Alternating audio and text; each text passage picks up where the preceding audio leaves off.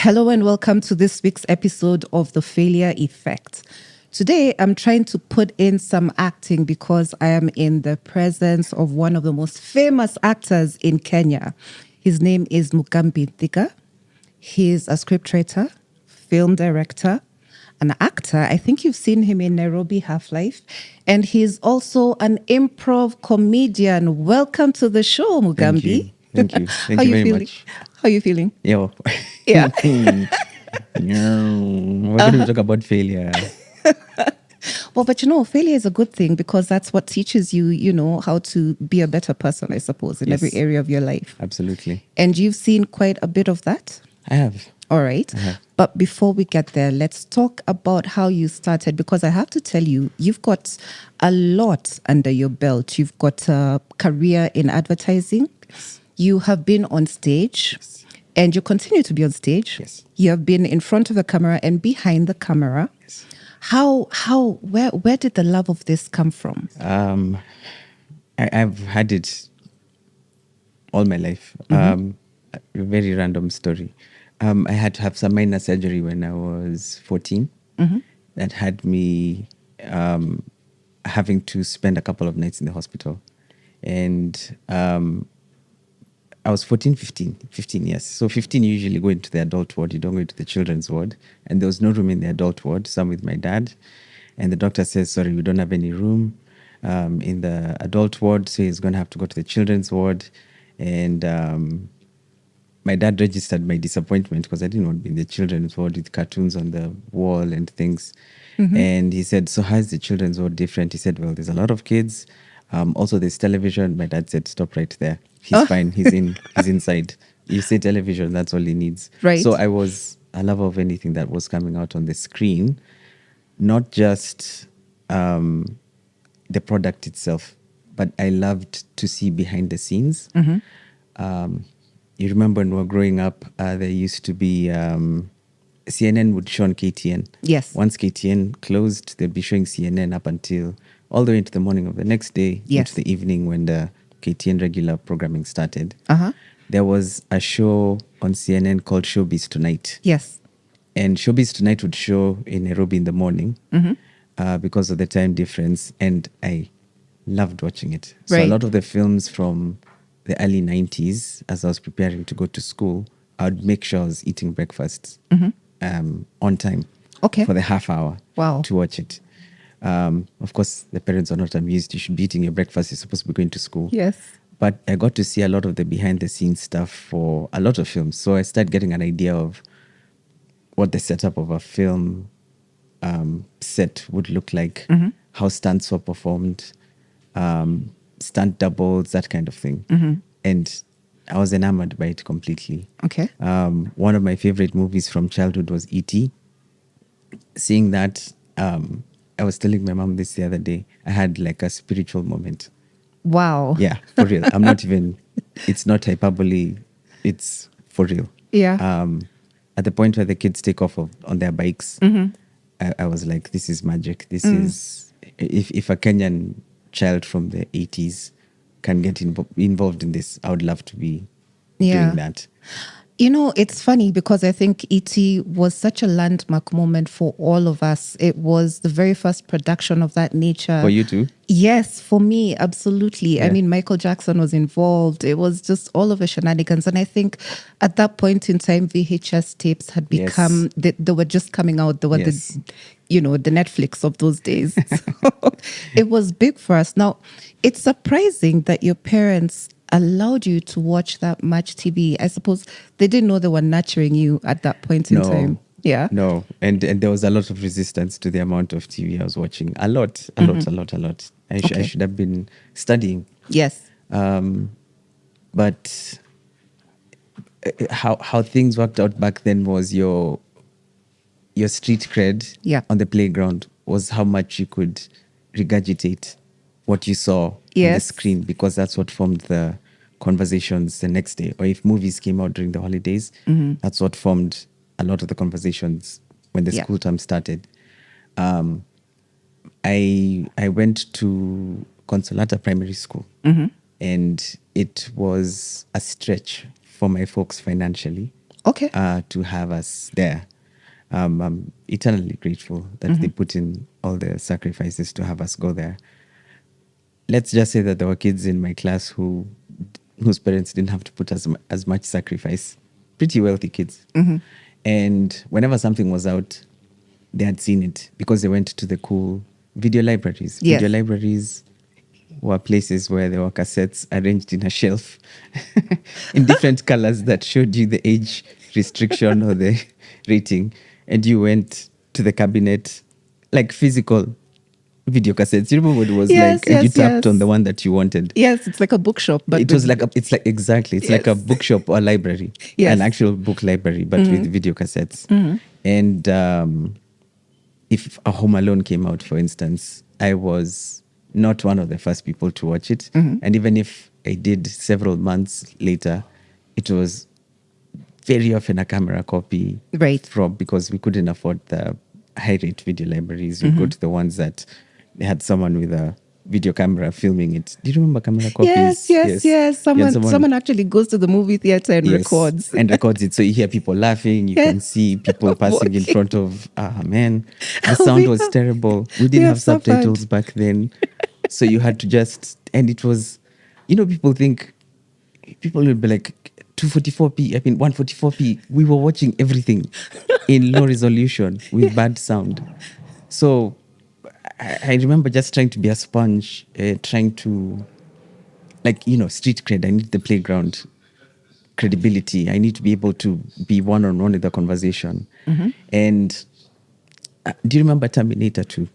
Yes. One of the finest action films. Yes. I didn't watch that until many years after it had come out. A lot of my classmates saw it. But I only had the music video for one of the songs on the soundtrack by Guns N' Roses that had clips of the film. And I'd watch that video and memorize the scene so that someone would be like, oh, remember the scene where he does this and this? I'm like, yeah, I remember the scene. But I was going off of the video, music video. None of the context of the actual film where it fell in the story, none of that. Yeah.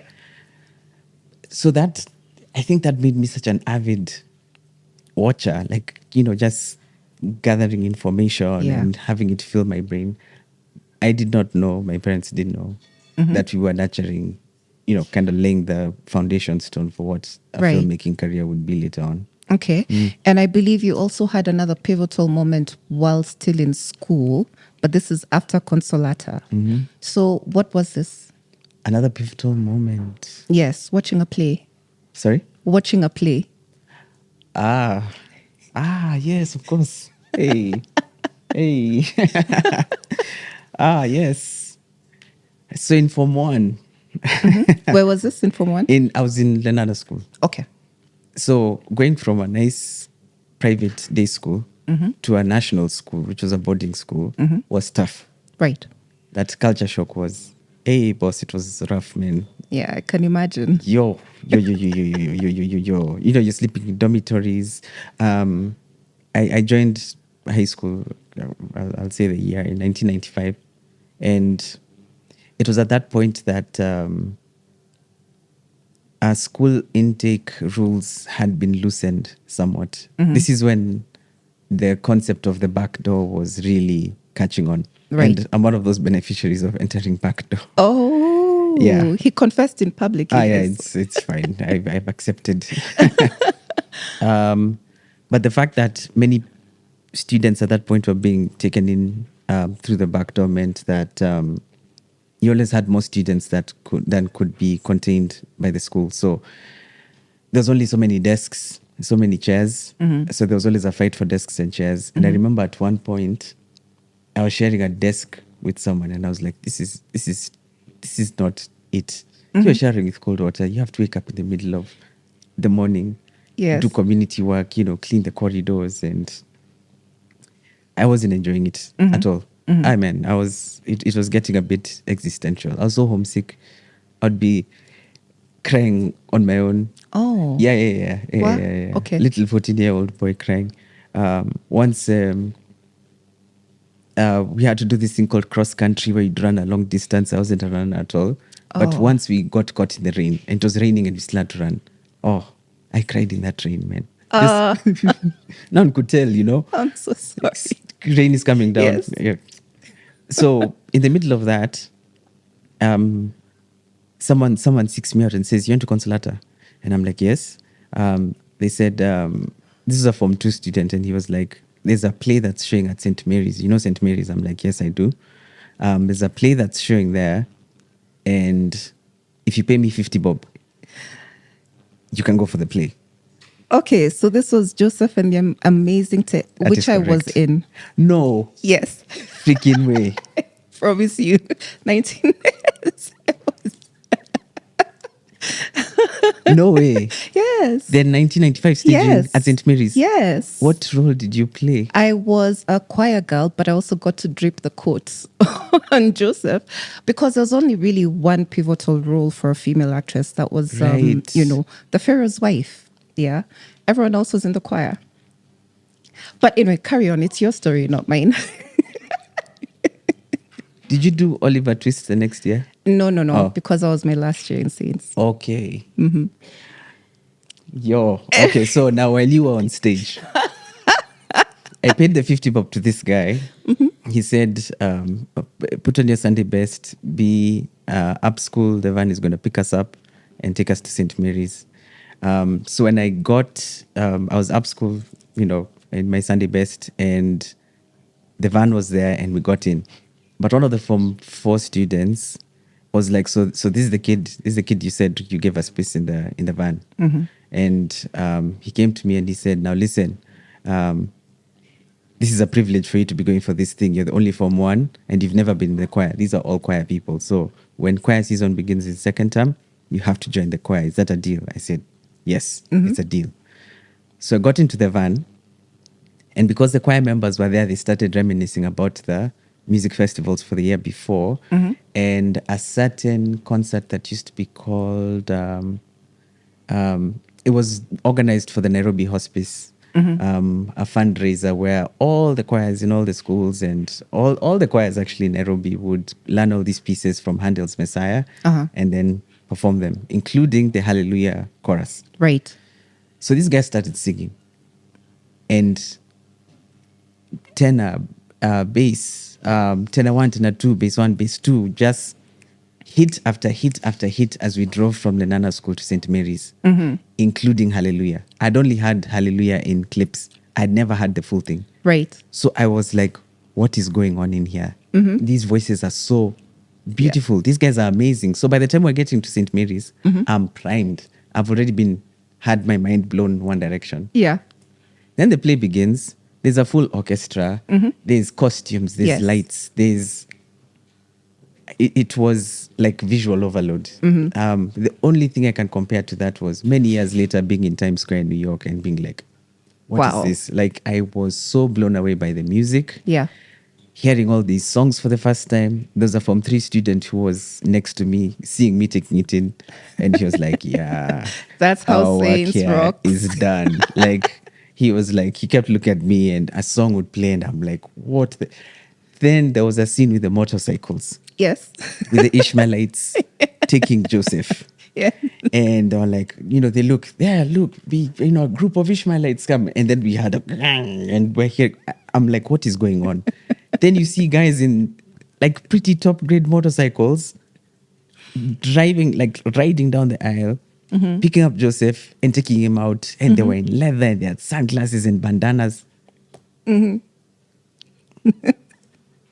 I was speechless. Well, I'm glad you enjoyed it. You guys put on. You've taken me back, man. I didn't know. Had no idea you were there. Well, and I heard that the guy who was playing Joseph actually went on and got something of a career. Yes. Yeah, he ended up in Hollywood. Yes. And yeah. Yes. Boom. So at the bit where he's singing that last chorus of "Any Dream Will Do" and "Bring Me My Colored Coat," I ended up acting in it many years later. That's how I remember the songs. And they had him standing on a part of the stage that could be raised. Yes. And he was wearing the coat, but as he kept on raising up, the coat just kept expanding because he made it long. So it was dragging on the ground like it had a train. And by the end of the show, give me my colored coat, my amazing colored coat. Saints did Yeah. spectacular things Yes. on the theater stage. I feel so bad that legacy kind of came to an end. But my goodness, that stuff was so moving to me. Yeah. And again, I was that little kid watching E.T. And I said, yeah, this is it. Okay. Universe will always give you signs of what you ought to be doing. True. And it does it in very visceral ways. I think anyone that's watching this, and we'll come to the failure afterwards, I have to draw the duality, the yin and yang between, in the process of showing you what your destiny is. And part of it is the elation of something that seems so distant and far away that kind of lays a little bit on the roadmap and says, here, follow this path. And that was one of those special moments. Okay. Yeah. All right. So you finished Form 4 because I want to get to university, Okay, right? yeah. Which you didn't study here for your undergrad? No, undergrad I studied here. Oh, okay. All right. Postgrad Okay. I went you outside. abroad. So what did you study? IT. Okay. I have a Bachelor of Science in Information Systems and Technology from United States International University, Africa. But why? Because, your path so far is so clear. You're supposed to be on stage or in front of a camera, but no. What happened? I finished high school in 98. By that point, I'd been in choir for that first year, did a few songs from Handel's Messiah, really developed something of a voice. I was a tenor, my voice hadn't broken, so that was cool. I joined the drama club in Form 3 and 4. So when I was leaving high school, I wasn't quite sure what I wanted to do. But I knew going up to my folks and saying I want to do something in the performing arts Right. would be suicide. Yes. Yes. Yeah. No, you can't do that. You can't. The thought that, so that you do what? You be on stage and be an actor. And a suffering actor. A suffering actor on top of that. And the acting scene wasn't known for virtue and morality. Right. There was a lot of, what do I call it? Urban legends about how some of the actors we knew were drug addicts. Yeah. And my desk mate, I'm going to say his name, because he also followed his dream. His name is Levi Wataka. Okay. You should have him on this. Okay. Yeah, he's the conductor of the Nairobi Orchestra. Oh, wow. Yeah, and he's the person that I ran to after that day at St. Mary's, and I told him, dude, my friend, I had an experience last night. I had these guys singing in the van. We went to St. Mary's and watched a play. We need to join choir in second term. And he said, yep. But he stuck with it. Music is his career now. Blows my mind to this day. But Levi had a sister who was trying, an elder sister who had finished, she was in campus and she was trying to join the acting scene. And she talked about the urban legends should hear. And there were stories about at the Kenya National Theatre, if you go during rehearsal, there'll be a rehearsal going on stage, but there'll be people in the audience shooting up drugs. Why? Or shooting up drugs in the bathroom or smoking weed. And it's funky, it's banky. Yes. Banky is halfway into the grave. It's a gateway drug. Next thing is heroin. So all of these stories were going around, and there's no way I could go to my folks and tell them that I wanted something outside of the corporate world. No. Plus, I marginally didn't do that well in KCSE, where I'd get first pickings in a course that I wanted at UON. Right. So when USIU opened up, because you only needed a C+, I had a B-. I was like, yeah, this looks like the thing to do. I wanted to get into do marketing because the other thing I loved was commercials. Right. And I thought maybe if I go into marketing, I'll be close to commercials. But IT was the vogue thing then. Yeah. It's 99. Computers are now the thing. Yeah. So I thought, I'm good at installing a printer. Yeah, you. I know how to, organize the once you had your dial-in Yes. with the internet Yes. being installed, I was like, yeah, I know how to set that up. So yeah, IT seems like the thing. Nothing like it. I did not enjoy it at all. Okay. Yeah. But you suffered through 4 years of it. So the general requirements courses were good. Once we got into the IT courses, there was suffering. There was really suffering, and then I decided to take an extra minor in marketing. But it was when I was in campus that I started getting the first inklings of mental Right. trouble. Okay. Yeah, that's when it started showing up, because I remember feeling overwhelmed sometimes. My friends would know. My friends who were not in USIU knew exam season was when I would get stressed out, or when the term papers were due, and it was really because of overwhelm. There was no words for it. Yeah. While I was in campus, I was also a dancer. Okay. Yeah, I joined a dance group called All Over, which was all the rave back then. I think those of us of that Rika, we all remember all over. All Over was a game changer. Yeah. And we were performing all the time. We'd perform in the church because we were a Christian dance group, but we'd be performing in the clubs as well. It was part of the work that we were doing. It was only gospel music. We wouldn't dance for any secular musicians or anything of that sort. So it was a hard job, and we didn't get paid a cent for it. Oh, wow. It was a culture then. If you're involved in ministry, Okay. you're doing this for God. Okay. So any takings from gigs would be put right back into the ministry. Okay. Yeah. All right.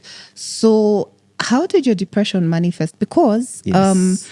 dance should ideally be a form of therapy. You know how physical activity helps bring out endorphins and, sort of mitigates the effects of depression. And, like they say, exercise is one way to get yourself feeling a little bit Yeah. back to sorts alongside other therapies, right? True. So, you're dancing, but you're still suffering overwhelm. So, what Yes. did that look like? So it's absolutely correct. Physical activity will help your brain, but it's one of the things that you ought to be doing to make sure you're in good mental state. Right. You also ought to be eating right, being engaged in mindfulness. We had no idea what that was back then. This is the early 2000s. Yeah. What do we know about mental wellness? Even mental health was not a buzzword. True. So even mental illness, you didn't have a mental illness, you were a bit crazy, or Yeah. you were mad, or you were off. Or, Yeah. And depression was something that you read about in Parents Magazine. You remember Parents Magazine? Or it was a buzzword that was used in the press to talk about, is depression linked to suicide? Things like that. But you never thought that that was something that you felt. So I never ever called it that. I wouldn't even say I was depressed then. I was just having a hard time balancing so many things. So my life was not balanced at all. I wasn't getting the adequate rest. And this is the story of many 20-something-year-olds, people in their early 20s, who are in campus. You're not resting. You're on the hustle. Yeah. You're doing a lot. And whereas people were partying hard, we would be rehearsing hard, or would be out gigging. And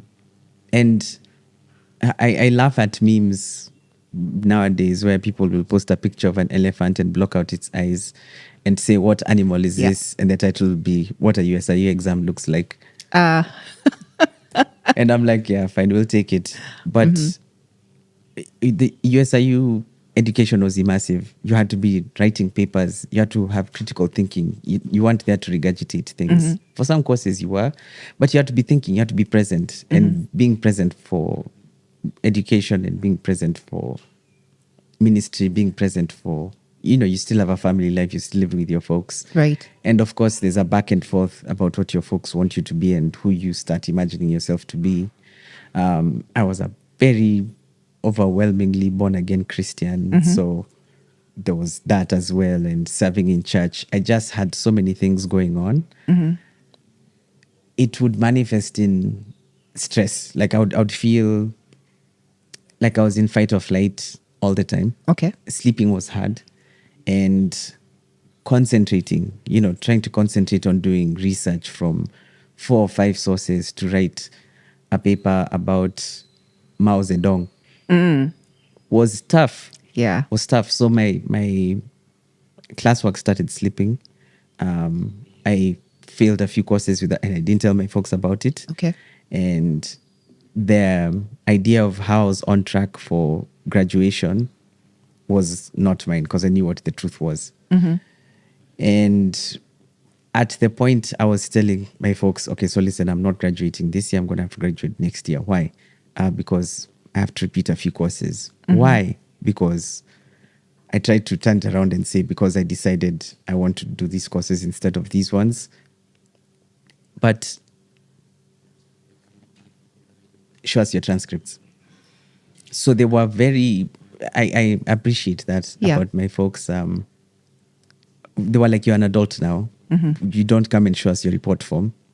When the transcripts would be mailed, because then, hey man, we've come a long way. They would be mailed to the house. My mom would take them and then put them outside so that I would take them into my room. Show us your transcripts. I have not looked at my transcripts in the longest time because I don't want to see those grades. I don't want to see what the truth is of how all these things that I'm doing are affecting my studies. So one night when my sister was in boarding school at the time and my brother was asleep, they called me into their room and they were like, now you need to tell us everything that's happening because you're missing your graduation. What's going on? Bring your transcripts. I was opening my transcripts for the first time in front of them. It was very humbling. And hey, I was given quite the lecture. Wait. But hold up. So this is major IT, minor marketing, and you still don't see that perhaps this is not where you should be. Like, because the universe is still giving you signs. Wow. Okay, now when you put it like that. I've never seen it like that ever. The universe was giving me signs. I still was chasing after the dream. I knew I always wanted to be in the arts. By this point, being in all over kind of solidified that. And then being in all over also got us very close to other artists. And then slowly got us into media. Okay. And I was like, media is also where I want to be. So we'd go for interviews at Capital FM, Nation FM, and I'd be watching the presenters like, whoa. Yeah. Jimmy Gathu interviewed us and I was watching him like, wow. Teaching Yasani, who was at Nation FM. We'd see Modoni Buika and Bob Kyoko and I'm like, this is where I want to be. However, I still really wanted a job. You know, I wanted a job. I was like, I'll balance these things out. The sign that I was being given then was you have too much on your plate. Yeah. You're a little spread thin. You can't be getting into everything. And this is real life. This is the real world. If you're going to have to get something, you have to work for it. You want the good grades, you're going to have to work for them. They're not going to magically appear. And then you have to be accountable to the people that are paying your school fees. You can't be keeping these secrets. You're only going to be hiding them under you can only keep your transcripts on that shelf unopened for so long. After a while, everything is going to come out. Right. And so when it did, and I kind of made the decision to turn around and concentrate on studies a bit, I ended up, I ended up leaving all over. Then all over wound up shortly afterwards, and then I went back now fully into concentrating on studies because I was like, okay, that was a good thing, but now this is the important thing. But it was at that time that I had my first migraine. Okay. And it was a very normal evening. And yes, the other thing that happened was that I got an internship at an advertising agency. Okay. Yes. And so I would go to the internship and then go to school to finish up those last courses that I had failed in. And one evening, I was looking around and I'm like, Kwani, I've looked into a light, like into a bright light. Wow. There's like why is there? Yeah. I don't remember looking into a light. And it looked like there was when you looked into a bright light and there's that after image that's stuck in your eyes. I was like, I kept talking around. I'm like, what's going on? I went to class and then suddenly this terrible pain starts showing up in my head and it's not palpitating, it's just there. Yeah. And I'm like, what is going on? I've never had a migraine in my life. So class came to an end. No, I had to leave class. I packed up and left. And then I was sitting somewhere and I'm like, this is bad. I don't know what's going on. So I went to the school clinic and asked and said, I just have this headache. And the guy in the clinic was quite the doctor was quite standoffish. He was never showed any emotion. He wasn't. Right. He was just like, what's the symptom? Da, da, da, da, da. Here's your prescription. Go. Find buy your dawas anywhere. For the first time in my life, I saw some concern on his face. Oh. Because I was in such pain. Yeah. I was cringing. So he said, I think I know what's going on. Please tell me what happens when I switch on this light. He switched on a light. Oh. And I cringed until I did this. Yeah. And he was like, I think I know what the problem is. Please just, here's some painkillers. Sit there. Just have a rest. Okay. Right. Just take it easy. Like, I've never seen this guy as a human being. I found someone who was willing to. I was driving my parents' car at that point. It's how it got me from work to School. To school, and my dad didn't work in the country at the time, so I could drive his car around. And so I asked this guy, please help me. Please drive me to the hospital. He drove me to Nairobi, and then I sat at the parking lot of Nairobi Hospital. I texted my sister and my mom and told them I'm in the hospital. I'm not well. What I thought I was typing was gibberish. Oh. They could just catch some words because even looking at the light in my phone was so Painful. difficult. The lights in the hospital were too bright, so I sat in the parking lot and did this. Yeah. So they find me in the parking lot like this. By this point, I'd already puked. The pain was so, I puked there in the parking lot. So I was like, dude, I'm sick. I don't know what's going on.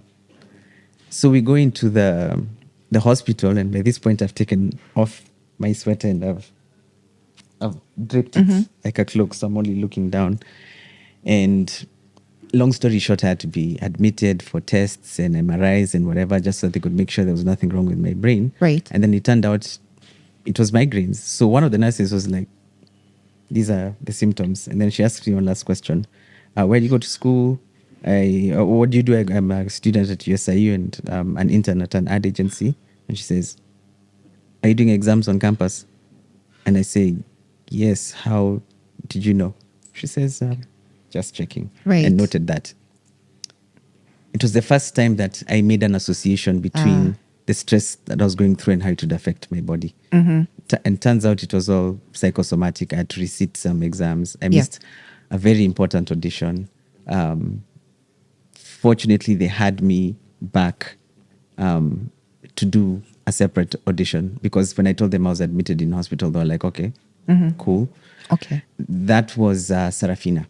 The first time that Serafina, the Broadway version, not the movie version. Okay. A lot of people adapt the movie version, but there's Yes. an original Broadway version from which the movie was adapted. And I ended up on the cast, and the lead actor who was playing Serafina was Mkamze Mwatela in her first professional acting role. Playing the role of Colgate was a gentleman called Jason Runo. Yes. And that's where a lot of my friendships in the arts began. What theater was this? This was, it was at the Kenya National Theatre. Okay. Produced by a theatre company called Sterling Quality Entertainment. Okay. Yeah. All right. So again, that was my first inkling of, okay, all is not well. But by that point, I'd already signed up for counseling at school, because the stress was, this being almost catatonic, while reading my notes or going to the computer lab to type out a term paper and not being there, just being overwhelmed by a certain panic. It was starting to eat my head. Okay. Jesus was not helping. There's no amount of worship that was getting me out of it. So I was like, I'm in a funk, so I need help. Okay. Yeah. So in the interim, I assume you did well in USIU. You passed your exams. Yeah, I picked it up, and All right. that ended up being quite all right. Okay. Yeah. And then you went into advertising work full time as a copywriter. Yes. Okay. What does a copywriter do? For those who don't know. Copywriter. And I don't blame anyone who doesn't know. When my one of my best friends got into the ad scene about a month before me, and he was taken on as a copywriter intern, I thought a copywriter was a typesetter. Right. Yeah, I thought they're the ones who make sure that the words are aligned properly, and I had no idea. I didn't even know people were making ads on computers. I Yeah. thought maybe is there a printing press? Do you typeset? Copywriter? What is that? Or do you have to go and copy the words of a thing onto another? I had no idea. But a copywriter is basically anyone that writes copy, and copy is any words that are written to sell something or to sell an idea, sell something for which someone needs to take a step after they've read the words. Okay. So it can be anything from the words on a billboard to the words on a newspaper advert, the words on a book cover, tagline for a movie. The words that people are speaking in a TV commercial. Yes. But what we know it mostly for is no pasi leo. It's that kind of like thing. that, yes. Yeah. A call to action. Yeah, usually it's that kind of thing. So that's what I got into doing. Okay. But then you quit after how many years? I joined a small ad agency called Access Leo Barnett in 2006. And then I moved to Ogilvy. And I moved to in 2005. Then I moved to Ogilvy in 2006. Wait, I have my timelines all wrong. I was at Ogilvy from 2004 to 2007. So I joined Access in 2003. And then I quit to go to school, to grad school in the US. All right. I was there for 2 years. I went to Syracuse University in upstate New York to study advertising. Now I was really studying the thing I was doing, a Master of Arts in Advertising. Really wonderful time. Except for the timing. Because I was graduating in 2008 in July, which is the exact same month that America went into a recession. Oh, my goodness. The timing was perfect. The timing couldn't have been better. So what happened? Because I remember that, financial institutions crumbling all over the place, Yes. So how did this affect you personally? The first thing when we had the first financial institution that shut down was called Lehman Brothers. Yes. Lehman Brothers Was a Ponzi. You see, I didn't know that. Full-on Ponzi scheme. We did know that. Right. My interaction with Lehman Brothers was sitting outside, opposite the Lehman Brothers building, the main Lehman Brothers building in New York City was a Starbucks. I was walking by that Starbucks with a good friend of mine. We're still friends to this day. Her name is Esther Siokao. She lived in New Jersey. She knew I was in Syracuse and then later on in Philly. And she was like, Syracuse, New York is not New York. I work in New York. Even if she lived in New Jersey, she'd take the train, which is what a lot of people do. And she was like, let me give you a good day in New York. So over spring break, yes, about 3 months before we were done. This was in March. Yes, July was when we were done. About 4 months. We'd walked around a bit and we stopped to have a coffee. And we're there in front of... Now, the Lehman Brothers had this LCD display. Right. That was not common. Times Square has LCD displays everywhere. Yes. But you go into the smaller streets, you don't have a building that's draped with LCD screens. And that's what the Lehman Brothers building was. And it had these beautiful, what I'll call Microsoft screensaver visuals. Beautiful ones that would play in a loop. And as we're having the coffee, I'm like, wow, this is beautiful. And then Lehman Brothers, beautiful. And I'm like, wow, these guys must have so much money. Like, this is New York. Like, this is Wall Street. Siokao, God bless her. I don't know if she'd remember if she said this. She sipped our coffee and said, it's not going to last long. And I'm like, what do you mean? This is March. She called it. Yeah. Way before it happened. Yeah. And then we've graduated. I remember it was the night, I think it was July 4th, in fact. We're hearing fireworks in the background. Yeah. And then Yeah, but the US was very backward when it came to. We had internet on our phones before they did. Yes, this is true. You remember that? Yeah. We had internet on our kabambes before they did. But I remember the last thing reading before I left the computer lab or whatever was that Lehman Brothers are shut down. And I'm like, what's going on? America's gone into a recession. Hiya. 9/11 had still Yes. happened. The war, the fake war, the war, the Yes. war on weapons of mass destruction. Yes. Already, George W. Bush's rule had already been sullied by so many things. Yeah. And now America is in a recession. What does this mean? I was asking the same question you did until we realized what issue it was having on our job searches. All right. We started searching for jobs at the beginning of the year, Yeah. several months before we were going to graduate. Yeah.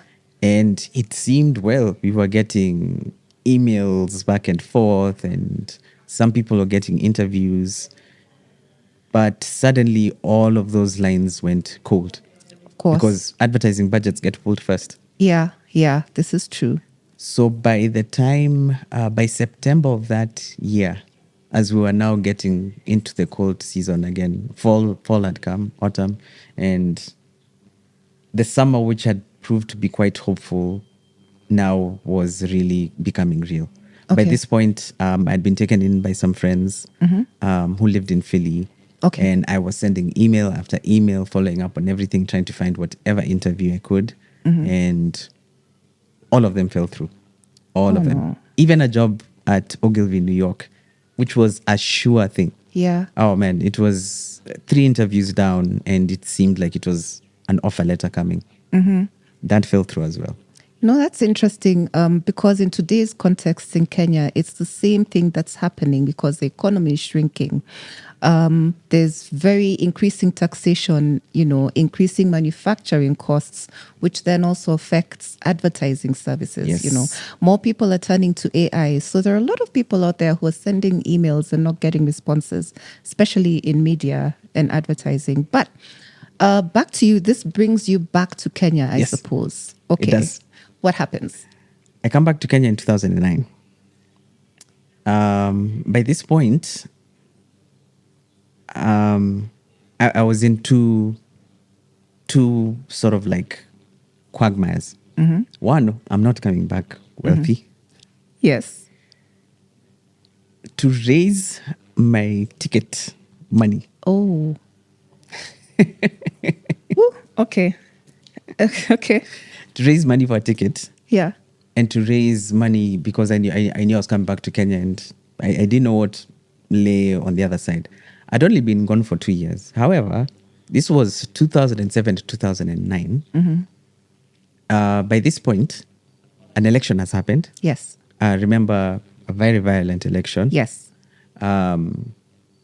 Kibaki is in his second term, and it was in the late 2000s that a lot of the building projects that you see now started. Yes. You'd be walking by a place that had a house, like a bungalow, Yes. on a big yard, and then come back weeks later, and a foundation had been chimbwad for a building that would be now 3 or 4 floors of apartments. Nairobi was changing.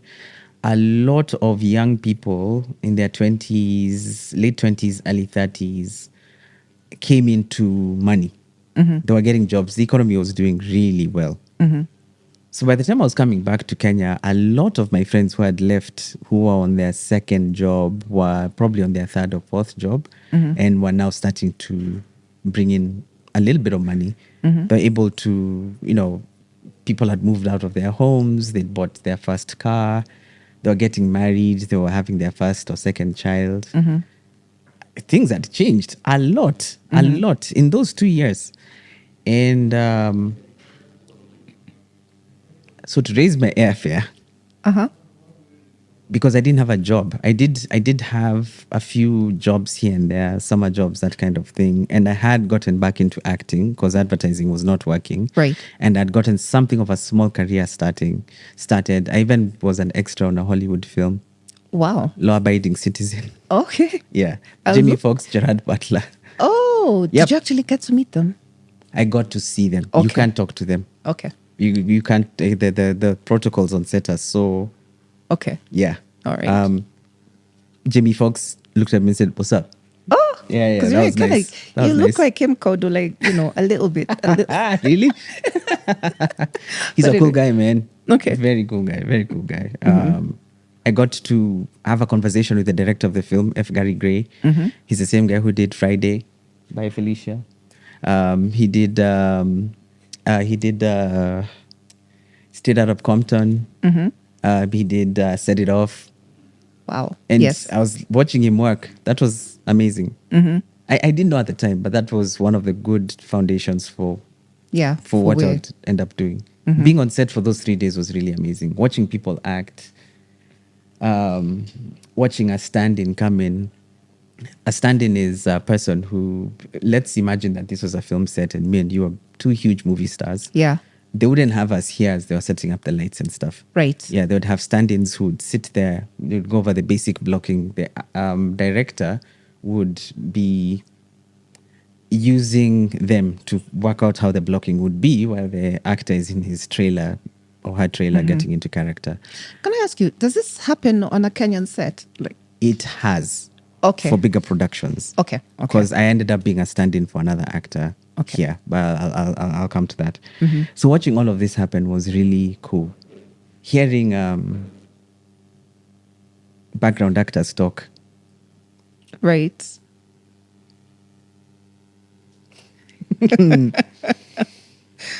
You wonder when you watch a film what it took for someone to end up in front of that camera. Yeah. A person coming in and saying, "Here's your coffee. Yeah. Can I get you anything else? No, I'm good. Thank you. Enjoy your meal." Someone who does that, that is a break. Oh. That is a huge, huge break. Wow. And an accident happens, and a passerby comes and asks, "Are you all right?" Huge That's break. it. I got a line. Because that takes you from being an extra to a featured extra. Right. Extra is apparently not a good word to say. That it's background actor. Okay. Okay. House help, house manager, same thing. So you're in Jamie Foxx's movie raising money for your airfare to come. That was actually not the thing. That Okay. got me a boost that helped me to contribute to the rent because my friends, God bless them, did not put any pressure on me to pay the rent Okay. at all. They were like, "You're staying here, you'll figure yourself out." So I made a little bit money off of that. But to raise my airfare, I donated my body to science. What? Okay. Huh? You can There's do a this while you're university alive. hospital. Yeah. There's a university hospital in Philly. A lot of the university hospitals, studies show that blah, blah, blah, blah, blah, blah, blah. A lot of those studies are conducted studies show that the effect of this drug on your body leads to these side effects. Okay. There's a certain drug that they were testing out that they had to see what the side effects were on certain demographics. So they'll put these ads out in the subway, in train stations. You can see them very clearly. Yeah. I can't remember what they call it, test subjects. I can't remember. But if a sign is put out of, Philadelphia University Hospital, I think that's what it was called, is looking for test subjects, Why you can not? apply. Yeah. And the money is not too bad. It's just a lot of work. Yeah. Okay. Like 3 hospital visits, a lot of drawing of blood, Yeah. and then 1 hospital stay. Okay. Yeah. For how So, long? 2 nights. Okay.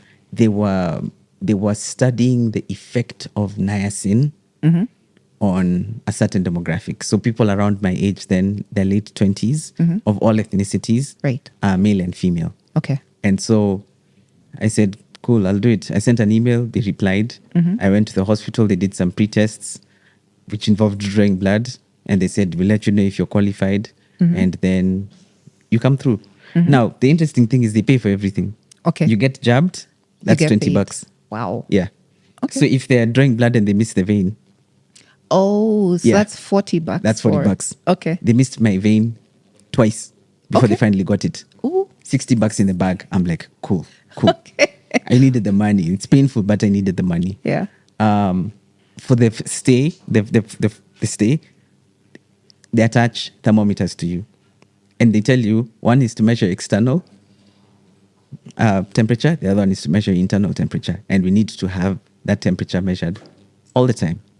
So the external thermometer will be stuck to your face like this. It's like a stethoscope that's stuck to your face. Right. Do you want to know how we're going to do your internal? And I thought about it, and I'm like, man, okay. So here's the lube. I'm like, oh my God. So on the day for the visit, I get handed lube. I get handed this tube that I was supposed to put up where the sun don't shine. lube. And I'm connected to EKG machines. I'm connected to all of these things. That's how I Right. raised my airfare. Uh-huh. However, I did not know that if you're passing through Heathrow, you need a visa. Yeah. And I have to say this, all of these laws, these international laws that say who can have a visa where, Yeah. are very restrictive, and they are very, it's a systemic issue. It's systemic racism. Because if you want to land in London Heathrow on a connecting flight, you need to get a transit visa. A transit visa costs money. I can't remember how much it was, $75, I think. And you have to wait. You have to prove that you have booked a ticket. So you have to book the ticket in advance of doing that. Right. And I booked the ticket and submitted my passport, and they delayed by 3 weeks, during which time my visa went out of status. And my ticket was, I had to forfeit the ticket and pay an extra $300 to reschedule it. Oh my. So pretty much the money that I'd raised, I raised money for the airfare. Yeah. But the money that I'd raised to stay and be okay, pretty much went because of these stupid restrictive visa rules. Ay. So I come back to Kenya and I don't have much money in my pocket. Okay. I haven't had a job. And yeah, I don't have much money in my pocket. I haven't had a job. So I don't have much to show for my stay in America, aside from my degree. Okay. Those were the two quagmires. That is when the spiral began. So another mental health break. Yes. Now Okay. this was the beginning of the proper one. Okay. So I'm back in Kenya, and I did not want to go back into advertising. Studying it, realized that, hey, man, advertising can be played here. Kenya, not because we don't have the abilities, but because the client is king. And what the client says goes. And they don't look at the ad agency or the ad creatives as partners. They look at them as people I can speak over. Right. The power someone has when they're in a boardroom. You know, they come with that big dick energy, yeah? And they wield it around all over the place. And as much as they, on paper, were collaborators, they're still the boss. And I was getting inklings of that. Scan Group at the time was starting its rise. It was starting to buy out agencies. And that was one of the, and I've said this, one of the worst things, when Bharat started buying up all these, one of the worst things to happen to the ad scene. Because yes, you give one man all this power, but he was like Thanos. And snapping, and half of the creativity just died, and Yes. all of us were now subject to his rule. And this is the industry I came back to. I was in the beginning of the end when I'd left, and the end had happened when I was because here. you missed all of the glory days of advertising. You know, when you like you say, you did have these separate agencies competing, which Yes. gave the market an air of fairness. But now Yes. Bharat Thakur comes in, Yes. and all of the business is his. Exactly. Take it or leave it. Exactly. So Right. we're not competing for creativity. Yeah. And he built his empire by kowtowing, by nyenyekei to clients and promising them the sun, moon, and stars. And the clients became really, really, really powerful. Because now Right. it was all about what accounts do we have? How much money are we making? You build a sales force that you have to pay. Payroll has to be met every month. People still have to make their money.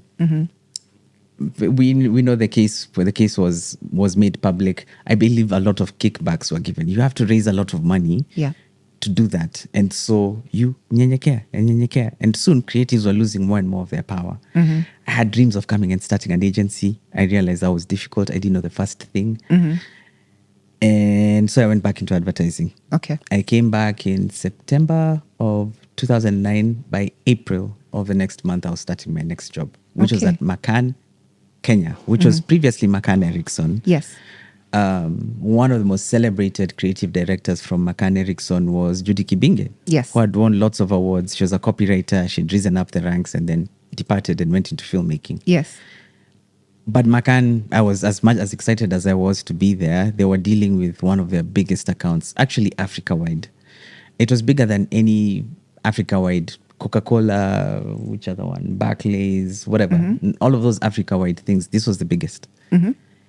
Nestle was huge. Ah. And I was the account planner on Okay. Nestle. Right. I had departed from creative. Account planning is really strategy that leads to the creative. And I was like, I still want to serve the creative better. The standard of creative briefs had already started plummeting by the time I was leaving and was on the ground by the time I came back. And I was like, let me try and change things from the source. I was hired as the account planner and I was immediately out of my depths.